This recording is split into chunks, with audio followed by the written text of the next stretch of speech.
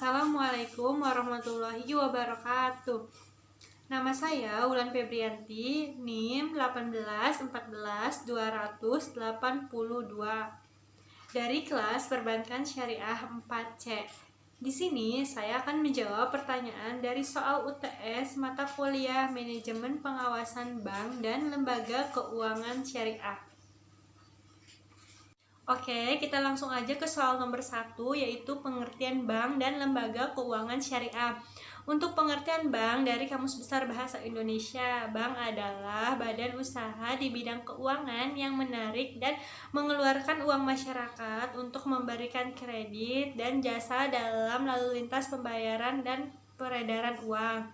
Sedangkan lembaga keuangan syariah atau disingkat LKS adalah suatu badan atau perusahaan yang bergerak di bidang keuangan, di mana jasanya menghimpun dana atau menyalurkan dana, atau bisa juga kedua-duanya, menghimpun dana dan menyalurkan dana dalam syariat Islam berdasarkan prinsip Islam. Selanjutnya soal nomor 2, peran bank sentral terhadap pemerintah. Di Indonesia, bank sentral adalah Bank Indonesia. Jadi, Bank Indonesia sebagai bank sentral memiliki beberapa peran yang penting terhadap pemerintah. Salah satunya, yang pertama adalah menjaga kestabilan moneter. Bank sentral itu atau Bank Indonesia memiliki tugas utama itu menjaga kestabilan moneter. Tujuannya untuk apa? Tujuannya untuk mengetahui jumlah uang yang beredar yang ada di masyarakat, harus sesuai dengan kebutuhan, tidak boleh berlebih. Dan yang kedua adalah pengaturan dan pengawasan perbankan. Bertujuan untuk apa? Bertujuannya itu untuk mengetahui perbankan-perbankan yang ada di Indonesia kondisinya sudah sehat atau belum. Nah, yang ketiga adalah pengaturan dan penyelenggaraan sistem pembayaran.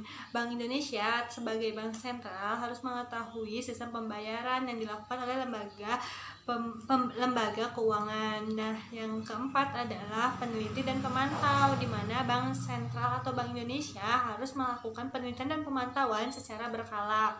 Nah, yang kelima adalah memberikan pinjaman kepada bank yang bermasalah. Untuk apa? Karena untuk menghindari atau preventif agar tidak terjadi kegoyahan pada ekonomi atau ketidakstabilan moneter. Selanjutnya, soal nomor 3. Soal nomor 3 ini berkaitan dengan sebuah virus yang sedang melanda Indonesia dan seluruh dunia, yaitu virus COVID-19. Di mana dengan adanya virus tersebut, perekonomian di Indonesia menjadi terganggu, khususnya dalam sektor perbankan dan lembaga keuangan syariah.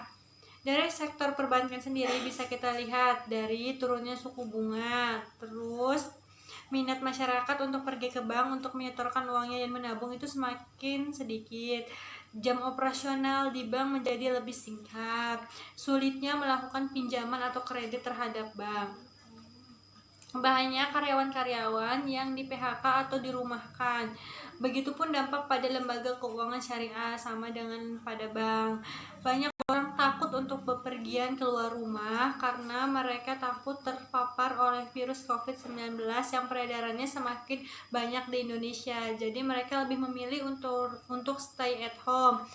Nah, untuk data sendiri, akibat dari adanya virus COVID-19 ini terhadap perbankan dan lembaga keuangan syariah bisa kita lihat salah satunya dari nilai tukar rupiah terhadap dolar Amerika yang mengalami peningkatan. Memang setiap tahunnya dolar Amerika terhadap nilai tukar rupiah mengalami peningkatan, tetapi berbeda dengan adanya COVID-19 ini. Per hari Senin 30 Maret 2020, nilai tukar US dollar terhadap rupiah mencapai 16.333 rupiah. Selanjutnya, soal nomor 4 yang merupakan soal terakhir. Jelaskan menurut Anda bagaimana seharusnya manajemen bank dan lembaga keuangan syariah bersikap dalam membantu pemerintah menanggulangi virus COVID-19 dan peran pengawas bank dan lembaga keuangan syariah dalam permasalahan ini. Yang pertama, memantau dan menstabilisasi nilai tukar, karena saat ini nilai tukar rupiah terhadap dolar Amerika mengalami peningkatan. Nah, yang kedua itu mematuhi semua kebijakan yang dibuat oleh Otoritas Jasa Keuangan atau OJK.